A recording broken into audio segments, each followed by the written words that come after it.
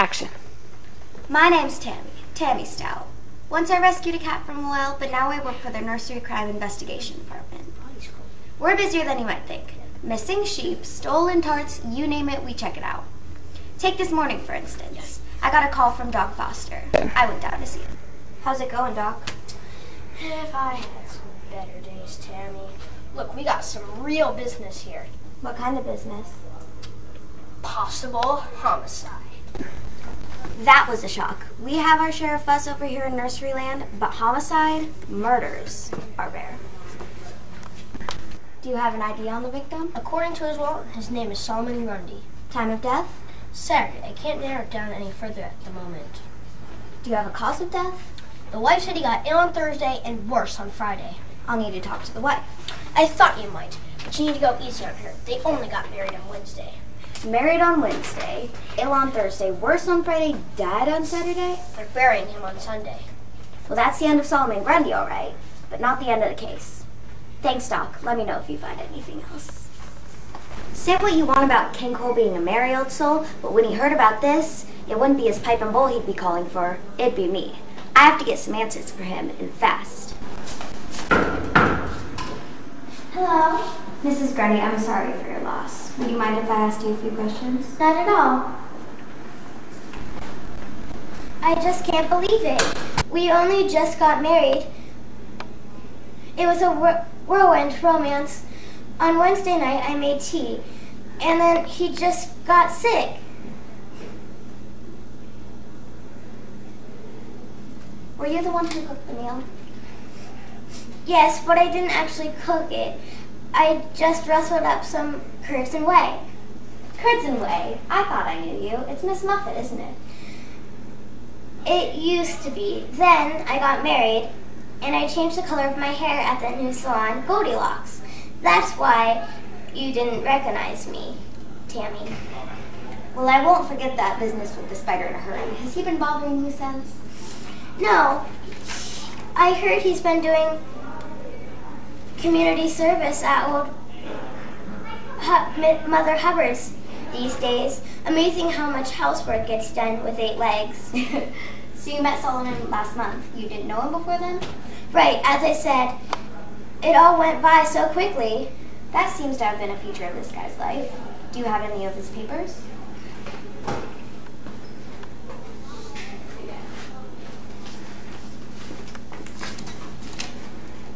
Lucky for me, Grundy had already arranged all of his papers for the wedding.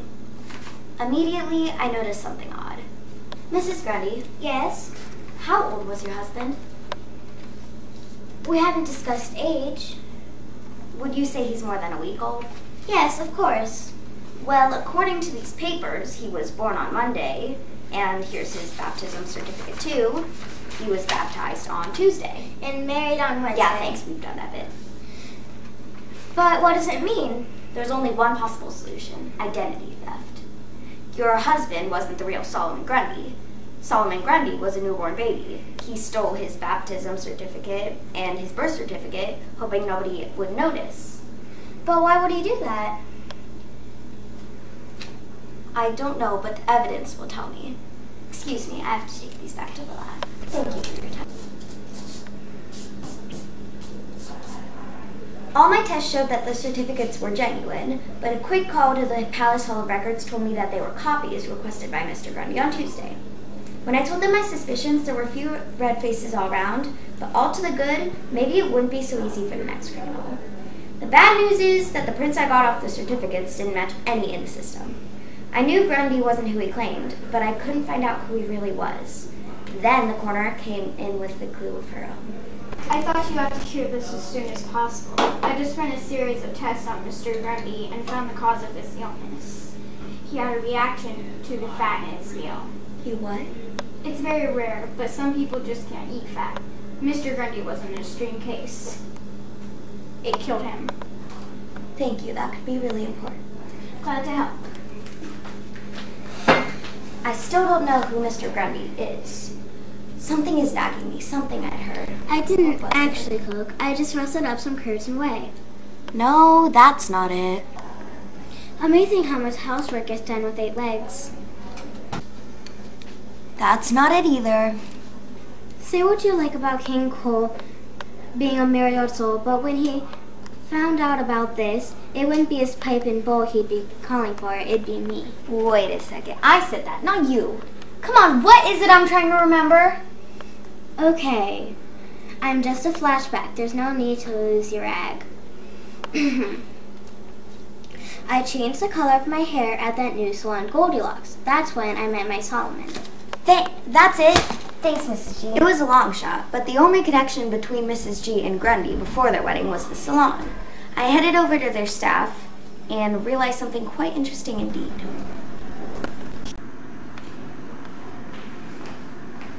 Hello there. Tammy Stout, Nursery crime investigator. Would you mind if I asked you a couple of questions? Okay, fire away. This salon, it's part of a franchise, isn't it? Not the original Goldilocks salon? That's right, I bought the shop and set up the franchise in it. Goldilocks drops in from time to time, but I run the place day to day. So your name isn't Sonia Locks, is it? No, it isn't. The records of your purchase are in your maiden name, aren't they? It took me a while to run down the record of your marriage to Jack Spratt. That would make you Mrs. Spratt, wouldn't it? Not anymore. I kicked him out. He was too fussy over his food. Kicked him out, but you didn't divorce him. He fell in love with somebody else and chose to assume a new identity. Then you figured out you were a little bit jealous after all. You can't prove a thing. I sent my team over to the Muffet House. There's no fat in Muffet's kitchen. And we found prints on the bowls and windows that didn't match Miss Muffet's. Would you like me to check them against yours? I didn't mean to kill him. I just wanted to ruin their newlywed bliss. I was glad of being a shot of him. Miss Muffet thought the world of him. I'm placing you under arrest for the murder of Jack Spratt, a.k.a. Solomon Grundy. You'll go on trial on Monday, be arraigned on Tuesday, convicted on Wednesday. I get it. Can we go?